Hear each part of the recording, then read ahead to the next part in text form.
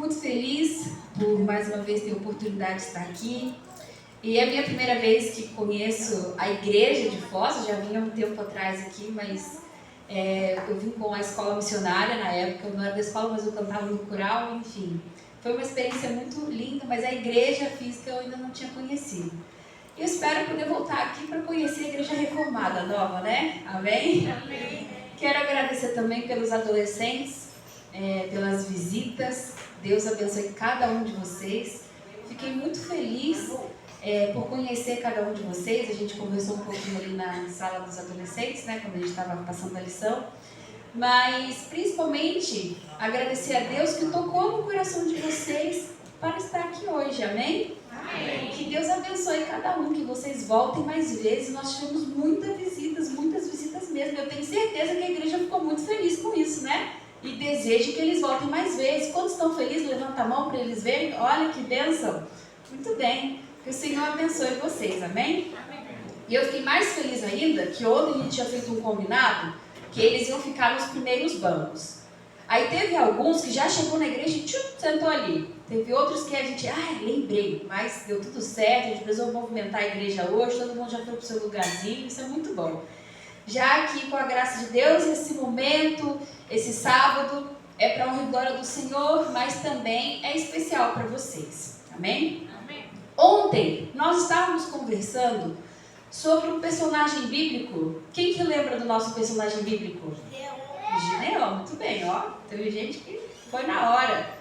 Eu acho que eles leram a Bíblia que eu pedi para vocês lerem no capítulo 6 de Juízes. Vocês lembram disso?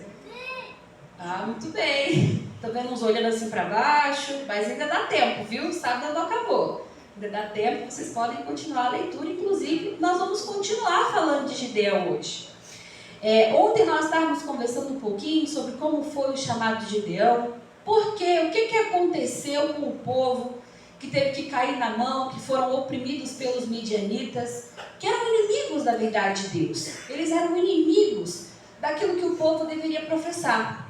Mas teve uma situação, vamos relembrar um pouquinho a história? O que aconteceu com o povo?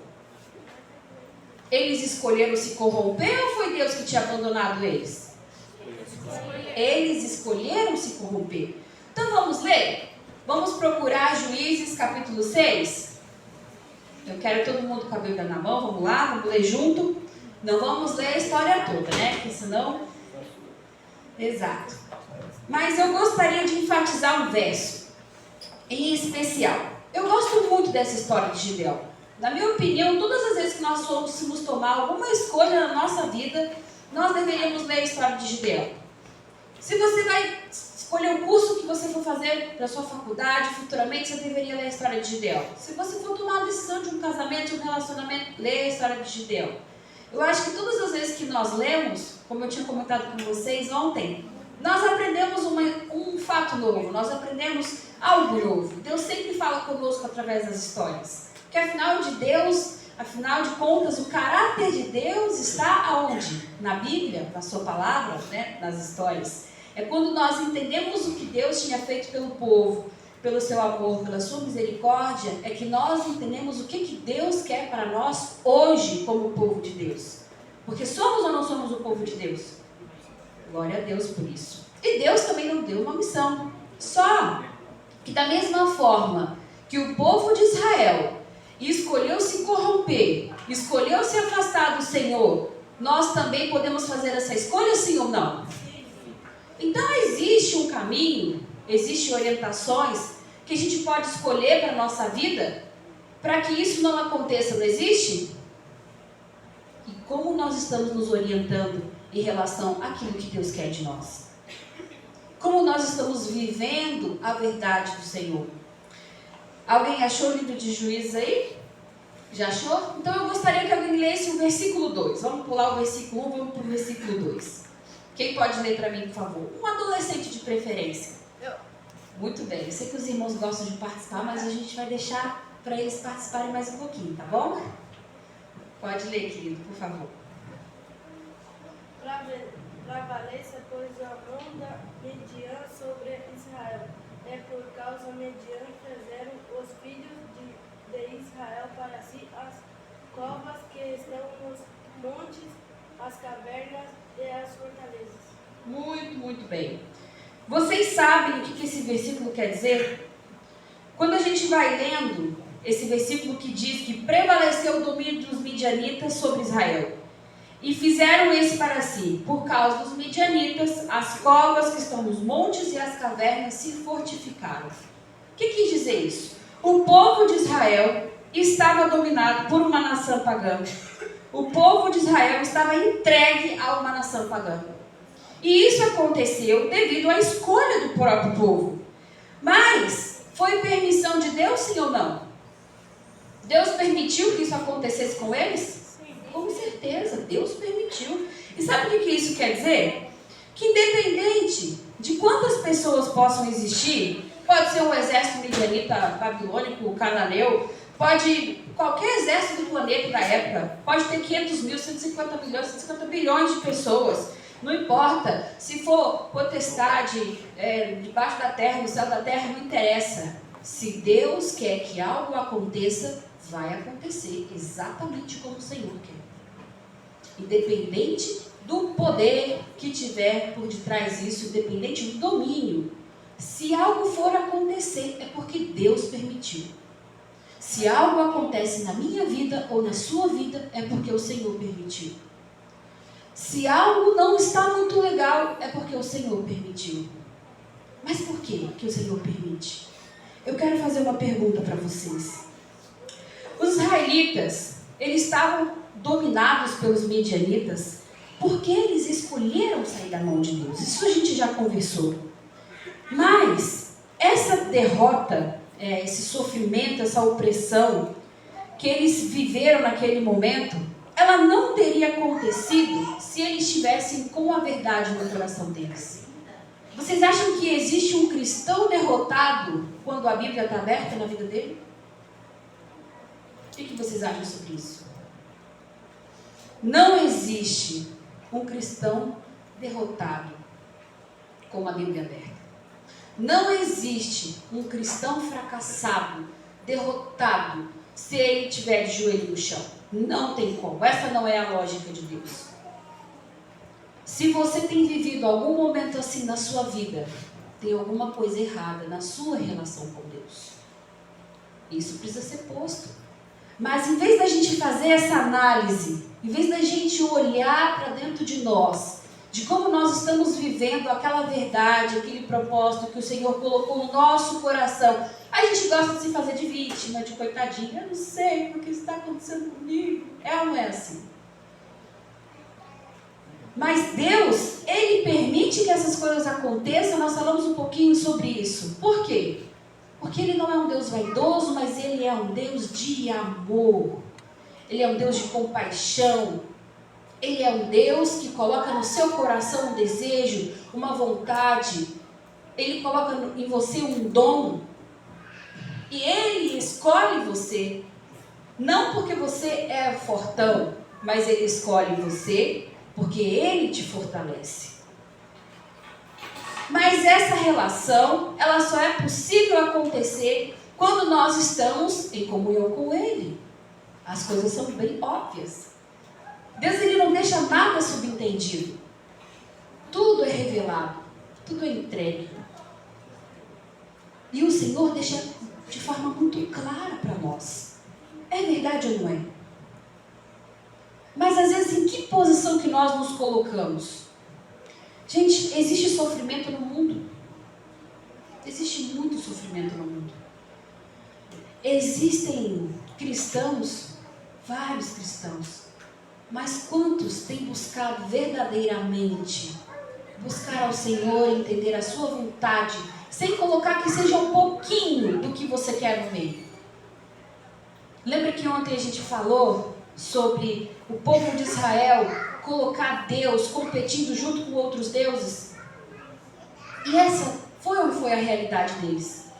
Então, quando o povo decidiu que eles iam se permitir entregar ou se corromper com aquele povo idólatra, permitir que outros deuses que não proviam da vontade de Deus, nós falamos também da idolatria, né? O povo de Deus sempre caía na idolatria.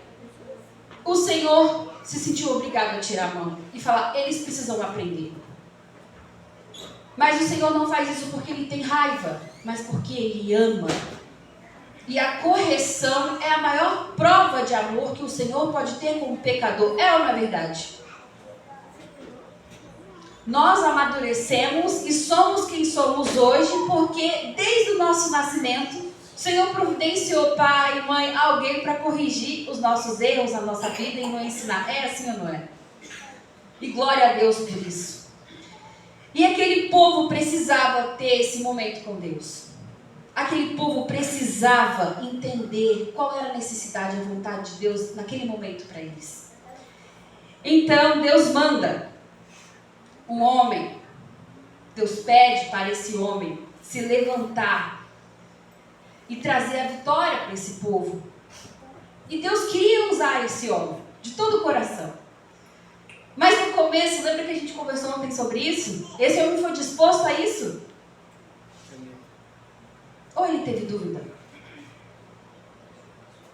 Quem que lembra da história? Ele teve dúvida? Ele teve medo? Mas por que ele teve medo? Se era o próprio anjo do Senhor, o Espírito de profecia diz que o anjo que falou com Gideão era o próprio Cristo. O próprio Cristo falava com ele e ainda colocou nele uma característica que ele não sabia que ele tinha. Ele disse, homem valente. E Gideão era valente, gente. A gente conversou ontem que onde Gideão estava malhando trigo no lagar. Por que ele estava malhando trigo no lagar? Quem que lembra? Para não roubar o trigo dele. O lagar era um lugar escondido. Não era época de amassar as uvas. Então ali ele ficou. Será que naquele momento Gideão estava com medo ou não? Muito medo. Mas Jesus já sabia quem era Gideão muito antes dele saber quem ele era. Porque assim é. Aí a gente já pode falar sobre a questão da identidade. A nossa identidade, ela é trazida e restaurada por aquele que me criou, porque ele sabe muito mais de mim do que eu mesmo. E como que eu posso duvidar do que ele fala para mim, do que ele diz o que é melhor para mim? Como eu posso bater o pé e falar, não, mas eu quero desse jeito, eu gostaria que fosse dessa forma, eu queria desse jeito. E Deus vai dizer para você, tá bom, faça a sua experiência. É o seu direito, eu te dei esse direito. Mas depois não reclama. Quando a gente pega lá no livro de Deuteronômios, para a gente conseguir entender um pouquinho sobre isso, a gente começa a entender um pouquinho sobre o tamanho da misericórdia de Deus. Lá no capítulo 28, a gente vai perceber que existe uma aliança entre Deus e o seu povo. Desde sempre, desde o início do princípio, o Senhor colocou uma aliança entre ele e o seu povo. E aí do versículo 1 ao 14 de Deuteronômio 28, a gente percebe que existem diversos capítulos falando de tantas bênçãos que o Senhor tem para aqueles que o obedecem. Mas aí a gente pega do capítulo 14 até o 68 e é só maldição. É só maldição. Aí você para um pouquinho para pensar, né? Eita, então quer dizer que a gente tem 14 versículos de bênção. Gente, eu sou de humanas, tá? Aí vai lá do versículo 14 até o 68 só de maldição, nem sei quanto que dá. Mas é bem lógico, né? Nós temos mais o quê? Mais bênçãos ou mais maldições na Bíblia? Mais maldições. Só que é engraçado uma coisa. Alguma vez vocês já viram Deus passar dos limites da maldição? Ele fala assim, olha, se você fizer tal coisa, até sua quarta geração vai sofrer isso e isso. A quinta, sexta geração sofre? Não. Deus ele limita as maldições. Ele coloca limite nelas. E se ele falou que até a quarta geração, até aí vai ser. Agora sobre as bênçãos. Deus dobra as bênçãos para nós, sim ou não? Dobra, e de novo, e triplica, e quadriplica, e quantas vezes mais? Mas às vezes a gente não percebe. Vou dar uma comparação meio boba aqui, mas a gente vai conseguir entender um pouquinho. Se você vai lá e contrata um serviço de internet na sua casa. Aí você foi lá e contratou 200 MB de internet para sua casa. Mas aí a companhia de internet começa a te mandar 250, 300. Você vai lá reclamar? Olha, no contrato eu pedi 100, você está mandando 200. Não quero. Poxa, eu estou pagando por 100, por que você fica me mandando 200? Não, poxa. Será que a gente faria isso? Ou nós ficaríamos felizes e agradecidos? Nossa, que legal, né? Eu pedi 200, mas você está mandando 250, 300, isso é muito bom. Mas e se fosse o contrário? Eu pedi 200 MB de internet, mas eles só estão mandando 150. Como que seria a nossa reação? A gente ia reclamar. Eu estou pagando por 200, eu quero 200. E as bênçãos de Deus é assim conosco também. Ele nos oferece 100, mas Ele dá muito mais. Porque o Senhor ama o filho que obedece. Porque o Senhor ama o filho que está disposto a renunciar Ele mesmo por amor a Ele. Mas será que é fácil a gente chegar nesse nível de amor e adoração? Se somos tão falhos, tão pecadores, tão hipócritas, quantas outras coisas têm nascido no nosso coração? É fácil ou é difícil? A gente às vezes não consegue mensurar o tamanho da dimensão que é o céu, que é o Senhor, que é a sua misericórdia. Mas Ele nos oferece todo dia isso de graça. Ele nos oferece por amor. E o que nós fazemos? Isso é uma pergunta individual. Né? Isso é uma pergunta individual. Cada um tem as suas razões, cada um tem os seus motivos. Mas o que a gente sabe, que nenhum castigo de Deus, Ele vai para o ser humano que não seja previsto. O Senhor avisa, o Senhor mostra, o Senhor aconselha. É uma verdade. As coisas acontecem na nossa vida porque a gente não abre os olhos para aquilo que o Senhor tinha falado para nós. Os casamentos às vezes são mal feitos porque nós não paramos para atentar àquilo que o Senhor tinha falado para nós. Os relacionamentos, as escolhas, elas são mal feitas porque nós não paramos para ter essa comunhão com o Senhor. E eu volto a perguntar para vocês: existe um cristão derrotado com a Bíblia aberta? Existe um cristão perdedor orando e pedindo a Deus? Conversando com o Senhor? Existe? A gente pode sofrer, não pode? Pode passar por tribulação. Gostaria de ler um texto com vocês, refletir um pouquinho sobre esse texto. 2 Coríntios 4, versículo 7, versículo 8.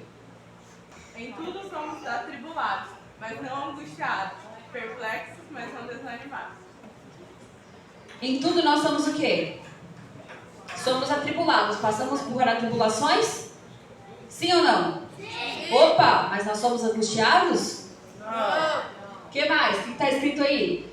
Perplexos. Ficamos perplexos diante das coisas do mundo, diante das coisas que não acontecem. Mas jamais nós somos desanimados ou desamparados. Né? Existem outras versões que falam desamparados. E isso é uma promessa de Deus. Passamos por situações? Com certeza. Passamos por dificuldades? Com certeza. Mas nós não vamos ser angustiados ou desamparados. Se você tem se sentido assim de alguma forma, por alguma situação na sua vida, reveja o seu relacionamento com Deus. E isso não é uma crítica, é uma verdade, que às vezes temos dificuldades de encarar de frente. Porque às vezes tem pessoas que elas se afundam tanto no pecado, tanto na inconveniência, que elas esquecem aonde encontrar o refúgio verdadeiro para a salvação da vida delas. E era isso que faltava para aquele povo, sim ou não? Era o que faltava para aquelas pessoas. Imagina, Israel era o povo escolhido de Deus, levantado para levar uma verdade que Deus tinha dado para aquele povo, e essa verdade o Senhor deu para nós também hoje, sim ou não? E que nós estamos fazendo com ela? Aonde nós estamos levando ao Senhor? Para que Que pessoas nós estamos levando ao Senhor? Eu queria fazer uma pergunta para os irmãos agora, pessoal, para essa igreja. Nós falamos como nós ficamos felizes com os adolescentes que vieram aqui hoje, amém? A minha pergunta é, quando acabar esse sábado, quem vai se prontificar a orar por eles, a visitar, a trabalhar com eles, a ser incansável com eles? Quem vai se prontificar a cuidar dessas ovelhas que o Senhor trouxe para nós? Aonde está o nosso coração? O Senhor nos usa, o Senhor nos escolhe, o Senhor nos capacita, como Ele fez com Gideão naquele momento. Gideão se sentia preparado para a sua missão? Gideão se sentia pronto para a sua missão? Ele contesta ao Senhor, fala, Senhor, quando o Senhor fala, homem forte, ele já fala, Senhor, o que está acontecendo tudo isso? E fala um monte de coisa para o anjo. E aí quando o Senhor fala para ele, eu coloquei isso no seu coração, porque você é homem valente, você é forte, você vai conseguir. Mas o que Deus, na verdade, estava querendo dizer para Gideão é, eu estou com você, e através do que eu posso fazer com você, você vai se fortalecer. E é somente dessa forma que nós conseguimos verdadeiramente ser cristãos vitoriosos na presença de Deus. Mas principalmente, somente dessa forma que nós conseguimos levar a verdade do Evangelho. É somente quando nós permitimos que o Espírito Santo e o Senhor trabalhem inteiramente dentro do nosso coração. Às vezes, como aquele povo, nós vamos permitindo que pequenas coisas vão entrando como idolatria. E o que é idolatria? Vamos falar para os adolescentes. Tudo aquilo que toma o lugar de Deus e que te afasta da presença do Eterno é uma idolatria. Pode ser uma coisa pequena, pode ser até uma emoção, pode ser um sentimento, pode ser o que você gosta de assistir, de jogar. A gente falou sobre isso ontem. Todas essas coisas que te tiram da presença de Deus, ela é uma idolatria. E se você continuar alimentando isso no seu coração, você não vai para o céu. Isso é muito sério. E a gente gosta de ficar brincando com o pecado. É só um pouquinho. É só de vez em quando. De vez em quando não faz mal, não. A gente gosta de se enganar, né? E a gente vai contando mentira para nós mesmos o tempo inteiro. Mas isso são mentiras que Satanás gosta de colocar no nosso coração. E foi com essas mentiras que uma nação inteira foi oprimida na mão de pagãos, de pessoas que não serviam a Deus durante 12 anos. Quantos anos você tem, Edu? 12 anos. A vida inteira do Edu de opressão, imagina. Do Daniel, desculpa. Imagina, 12 anos. Desde o nascimento dele até esse ano. Ele teria visto os pais dele sofrer, sendo roubados, sendo saqueados. Mas a escolha era de quem? Será que Deus não teria capacitado aquelas pessoas também como ele estava capacitando Gideão? Com certeza. Mas foi a escolha daquele povo se corromper. E Deus, Ele precisa de um novo líder. Ele precisa de alguém que não tenha medo de levantar a verdade. Ele não tenha medo de alguém que derrube os ídolos do povo. E quem lê a história de Gideão sabe que quando Deus faz a prova com Gideão, porque Gideão ele pede ao Senhor, Senhor, está difícil para mim de acreditar, é complicado, me dá uma prova, tem misericórdia de mim, mas deixa eu ver essa prova. E ele pede uma prova. E o Senhor pacientemente dá uma prova para Gideão. Aí ele vê e ele fala, verdadeiramente era o anjo do Senhor que falou comigo. O anjo do Senhor que mandou eu fazer. Aí ele vai lá e derruba os ídolos da casa do pai dele. Foi fácil para ele isso, será? Não, mas ele foi encorajado porque naquele momento Gideão teve uma prova com Deus. Mas por que Deus não se irou com Gideão? Por que Deus não falou para Gideão, mas eu já estou falando com você, você quer mais prova, você quer mais? O que é isso? Por que essa não foi a reação de Deus? Porque era exatamente o que Deus queria para ele. Deus queria que Gideão se colocasse em prova com Deus, que ele tivesse uma experiência pessoal com Deus. E Deus prontamente atendeu. E quando Jerubal, que foi o novo nome que eles deram a Gideão, porque foi aquele que entrou em contenda com Baal, fez exatamente como Deus mandou. Porque Deus deu todo um processo para ele. Leva um boi, derruba lá, depois você pega outro boi, faz o sacrifício, E ele fez exatamente como o Senhor mandou. Isso também não era uma prova de Deus para com Gideão? Quantas histórias na Bíblia nós temos quando Deus manda um rei, alguém fazer alguma coisa, ele dá todos os processos certinho, aí alguém vai lá e no meio do caminho, mas eu acho que isso aqui não tem problema não, vou pegar aqui uma capa, um dinheirinho, não, mas os bois a gente deixa, não tem problema. Quantas outras histórias? E como foi o fim dessas pessoas? Se Deus é um Deus de ordem, se Deus é um Deus de organização, Ele dá todos os processos que nós precisamos fazer, exatamente o caminho que você precisa seguir. Ele te dá uma ordem, ela precisa ser cumprida do começo ao fim. Porque as coisas acontecem exatamente como o Senhor quer. E isso é ou não é uma prova? E isso é uma característica daquele que se coloca diante de Deus para ser usado por Ele. Se o Senhor pede que você, que trabalha dentro da sua igreja, líder, departamental, seja lá qual for o cargo que você escolheu, todos são extremamente importantes. Você precisa fazer com dedicação, com amor, porque o Senhor tem posto isso no seu coração.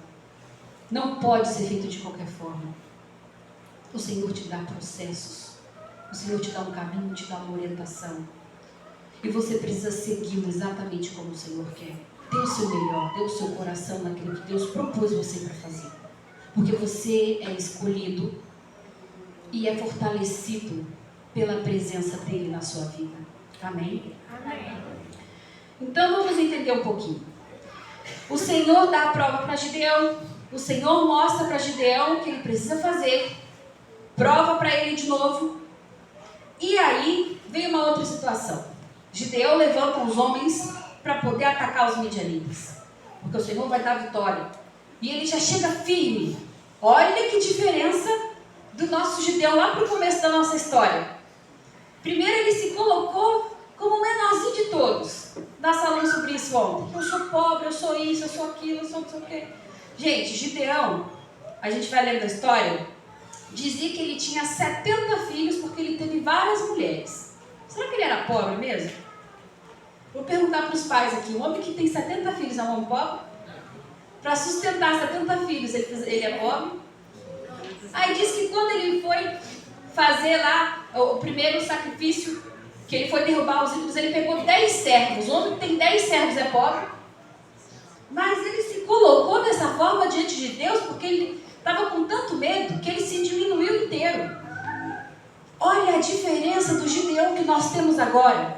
Depois que Gideão, o escolhido, se permitiu fortalecer, viver essa experiência com Deus, ele já chegou assim, nós somos valentes, nós somos fortes, o Senhor nos escolheu, vamos lá. E aí ele levantou quantos? Quem lembra da história? Foram quantos que se levantaram com Gideão? Quantos? Mas antes tinha um número. Que número foi esse? Quanto? 32 mil homens. Será que existe uma diferença, gente, de 32 mil homens para 300? Era uma diferençazinha, né? Só que existia uma situação. Por que será que o Senhor escolheu somente os 300? Começamos com 30 mil. Será que 30 mil homens ganha de 150 mil homens? Mas poderia ser uma possibilidade. Não poderia? E esses 30 mil homens iam falar o quê? Tá vendo? A gente é forte, a gente é muito bom. Mas essa não era a vontade de Deus. Então diminuiu para 20. Será que 20 ainda conseguia derrubar 150 mil homens?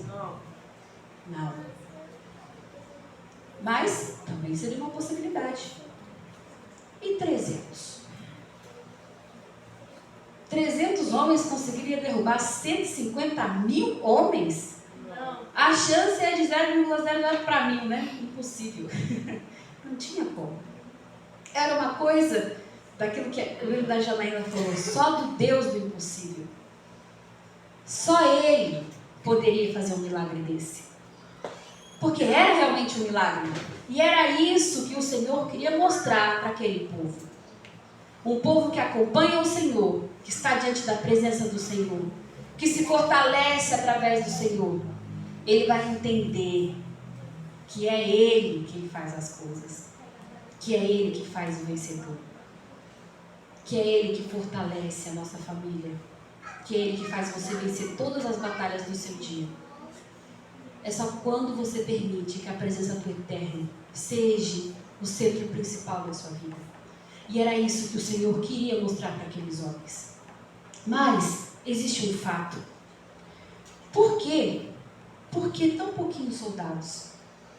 E Gideão chegou a fazer essa pergunta. Por quê? Sabe, gente?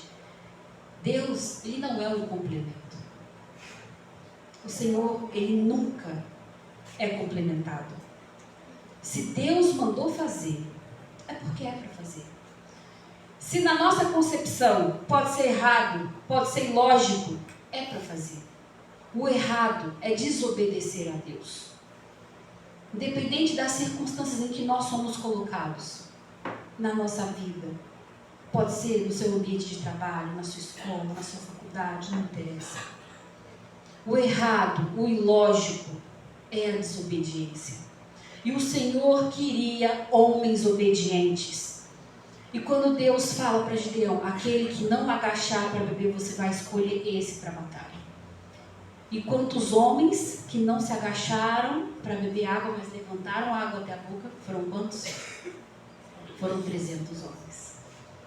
De 20 mil homens, 300 estavam dispostos a obedecer ao Senhor. E para Deus, Ele prefere 300 homens obedientes do que 20 mil mais ou menos. Vocês conseguem entender isso? O Senhor prefere a obediência completa a Ele do que mais ou menos. E Ele fala isso para Gideão. Quando nós olhamos para a nossa vida, quando nós trazemos isso para a nossa realidade, nós começamos a perceber como nós estamos levando o nosso dia a dia, a obediência do nosso coração. Ela é completa ao Senhor ou ela está mais ou menos? Eu não posso responder isso por você. E nem vocês podem responder isso por mim. Mas como está o nosso coração diante daquilo que o Senhor tem falado para mim? Com quem eu tenho buscado travar as minhas batalhas? Tem uma música que eu gosto muito, que nós vamos cantar no final, que é de uma compositora chamada Fanny Crosby. Não sei se vocês já escutaram falar da Fanny Crosby. Acho que sim, ela tem uma história de vida muito bonita, né? E tem uma frase do hino dela, que é o hino que nós vamos cantar para concluir, que diz assim: é fiel, a vida é certa. Quem sabe quiser repetir comigo pode falar. Quando eu não sei, mas Ele me achará como? Alerta. O Senhor não erra quando Ele chama você de forte e quando Ele diz que você é um cristão, um missionário, que carrega uma verdade, custe o que custar. Cristo vai te permanecer no céu te amando, mesmo independente das suas escolhas. Mas Ele te deu um chamado. E antes de você saber quem era você, Ele disse o tamanho da força que Ele colocaria no seu coração, porque isso só provém dele.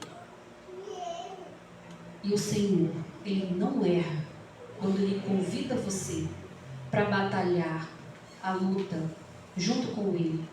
Ele não erra quando Ele fala para você que verdade você precisa carregar. E o ilógico é desobedecer. Se você tem desejo no seu coração mas às vezes deixa a dúvida entrar. Converse com Deus. Quando nós falamos de entrega, é isso. Nós falamos de entregar a nossa vida, mas nós esquecemos que nós precisamos entregar as nossas dificuldades para Ele primeiro. Quem quer ser um forte escolhido do Senhor? Levanta a mão. Todo mundo quer se sentir assim. Glória a Deus por isso.